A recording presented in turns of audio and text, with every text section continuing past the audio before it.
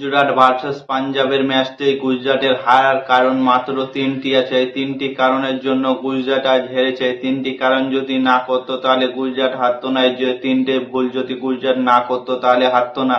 এই তিনটে ভুল যদি পরামর্শ শুভমন গিল না নিত তাহলে আজকে গুজরাট কোনোদিনই হারতো না। আজকে গুজরাট জিতে নিত এই প্রথম ম্যাচটি। তো গুজরাটের কোন তিনটি ভুল করার জন্য আজকের ম্যাচটা হেরে গেল তাই নিয়ে ভিডিওটা আলোচনা করব। তো প্রথমে বলি পাঞ্জাবের কথা। পাঞ্জাবে খুব সুন্দর ব্যাটিং করেছে ক্যাপলে। ওই ব্যাটিংটা একবারে খুব সুন্দর দুর্দান্ত মেজাজে ব্যাটিং করেছে। বাদ বাকি কেউ কোনো ভালোভাবে ঠিকঠাক ব্যাটিং করেছে। কপ সিমরান এই ব্যাটিংটাও ভালো খেলেছে। দুজন ব্যাটিং মাত্র খেলেছে। পাঞ্জাবের বাদ বাকি কোনো ব্যাটিং ঠিকঠাক খেলতে পারেনি। এবং তোমরা তো দেখেছে পাঞ্জাবের বোলিং করেছিল আশদীপ সিং। আশদীপ সিং শেষের ওভারটা কেমন বোলিং করেছিল তোমরাই ভাবো। এই বোলিং, এত জঘন্য বোলিং করার পরেও এত কম রান কিভাবে করতে পারে গুজরাট। গুজরাটের মেন তিনটে প্লেয়ার হচ্ছে সাই সুদর্শন, সুমন গিল এবং বাটলার। এই তিনটে প্লেয়ার ছাড়া গুজরাটের সমস্ত প্লেয়ার অচল। এই তিনটে প্লেয়ার যেদিন চলবে না সেদিন গুজরাট 100% ম্যাচ হারবে, এটা লিখে নিতে পারো। কারণ এই তিনটে প্লেয়ারই হচ্ছে গুজরাটের মেন অস্ত্র। সাই সুদর্শন এবং সুমন গিল আগের সিজনে হাইয়েস্ট রান টেকারের সিজন ছিল, হাইয়েস্ট রান ছিল, পার্পল কাপও তার মাথায় ছিল সাই সুদর্শনের মাথায়। এবং সুমন গিল কত ক্লাসিক ব্যাটসম্যান তোমরা তো জানো। কিন্তু এটা টি-20-র মতন সুমন গিলের খেলা হচ্ছে না। জানি সুমন গিল ইন্ডিয়া টিমের ক্যাপ্টেন, টেস্টের ক্যাপ্টেন, ওডিআই এর ক্যাপ্টেন, কিন্তু তবুও সে টি-20 খেলছে। টি-20-তে একটু বাউন্ডারি ওভার বাউন্ডারি মারতে হবে। সে বলে বলে রান করছে, এটা কোনো হয় না। সে 114 স্ট্রাইকে রান করছে, এটা টি-20-তে মানা যায় না। টি-20-তে তুমি ওপেনার করতে এসেছো, ওপেনার হিসাবে কম করে 180-90 স্ট্রাইক রেটে তোমাকে রান করতে হবে। এবং তাদের দুর্জয় মেজাজে যে বাটলার, সেই বাটলারও কিছু করতে পারেনি আজ। বাটলার ভেবেছিলাম একটু রান করবে, কিন্তু সেই বাটলারও রান করতে পারেনি। কিন্তু রান করেনি বলেও সেই তিনটে প্লেয়ার মিলিয়ে প্রায় 100 রান করেছে এবং বাকিগুলো বেকার একদম। শাহরুখ খান বেকার, তারপরে ওয়াশিংটন সুন্দরের কথা কি বলবো, বেকার। রাহুল তুয়াটি বেকার।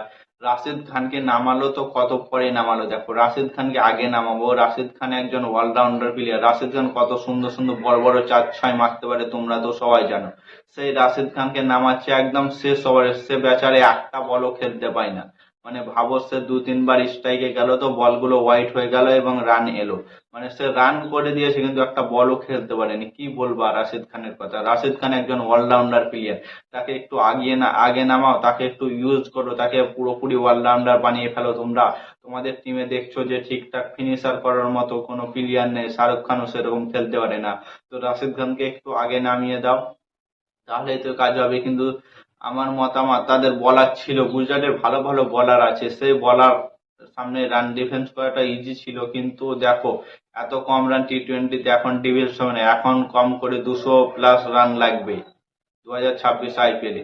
তাদের কাছে মোহাম্মদ সিরাজ আছে, মোহাম্মদ রাশিদ খান আছে, তারপরে পাসিদ কৃষ্ণা আছে। পাসিদ কৃষ্ণা টেস্টে দেখো একটা উইকেট নিতে পারে না। সেই পাসিদ কৃষ্ণা আজ 4 ওভার বল করে 3টে উইকেট নিচ্ছে 29 রান দিয়ে, 7 রিকোয়ারমেন্ট। মানে ভাবো কত সুন্দর বল করতে পারে। কিন্তু সে পাসিদ কৃষ্ণাকে আইপিএল দেখে টেস্ট ক্রিকেটে জায়গা নিয়েছিল, কিন্তু সে টেস্ট ক্রিকেটে পারফরমেন্স করতে পারেনি, তাই তাকে ড্রপ করে দিয়েছে। এবং মনে হয় আবারও টেস্ট ক্রিকেটে সে ব্যাক করতে পারে। সে যে হিসাবে প্রথম ম্যাচে উইকেট নিল। এবং সিরাজ কি সুন্দর বল করেছে, তোমরা তো দেখেছো। সিরাজ এবং রাদারফোর্ড পাওয়ার প্লের মধ্যে কত দুর্ধর্ষ মেজাজে বল করেছে। এদের কথা কি বলবো। সিরাজ পুরোপুরি 100% তার দিয়ে দেয় মাঠে গেলে। কারণ সে দেখে না এটা টেস্ট হচ্ছে, এটা আইপিএল হচ্ছে, এটা টি-20 ওয়ার্ল্ড কাপ হচ্ছে, কিচ্ছু দেখে না। সে মাঠে গেল মানে তার পুরোটা উজাড় করে দেয় একদম। 100% তার ইফেক্ট দিয়ে দেয় তার বোলিং এ।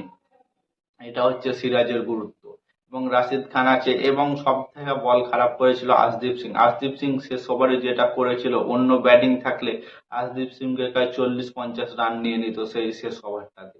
কিন্তু এটা কি করলো, এটা রাশিদ খান তো একটা বল খেলতো না, রাহুল তিওয়াটি তো একদম বেকার খেললো। প্রত্যেকটা ব্যাটিং এ ভুল খেলেছে। এবং গ্রাউন্ডটা বড় আছে, আমি মানছি গ্রাউন্ড বড় আছে, কিন্তু শুভমন গিল ক্লাসিক ব্যাটসম্যান, সাই সুদর্শন, বাটলার, রাশিদ খান, এরা এত বড় বড় ব্যাটিং থাকার সত্ত্বেও এই রানটা হওয়া আমার মতে হয় কম করে 190 রান এর ওপর হওয়া উচিত ছিল। কিন্তু শাহরুখ খান এবং রাহুল তিওয়াটি এসে পুরো ম্যাচটাকে বাদ করে দিয়েছে।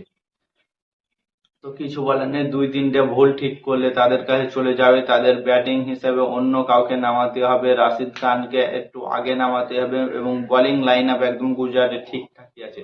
রাশিদ খানকে একটু আগে সুযোগ দাও, কারণ রাশিদ খান একজন খুব মারকুটে ব্যাটসম্যান। তোমাদের মতামত কমেন্ট করো কোন ভুলগুলোর জন্য আজকে গুজরাট হেরে গেল এবং কোন ভুলটা শুধরে নিলে গুজরাট আগামী দিন চ্যাম্পিয়ন হতে পারে, তোমরা কমেন্ট করে জানাও। আর নতুন কোনো আইপিএল ভিডিও পেতে চ্যানেলটাকে সাবস্ক্রাইব করো এবং ফলো করো। ততক্ষণের জন্য টাটা, বাই বাই, জয় হিন্দ।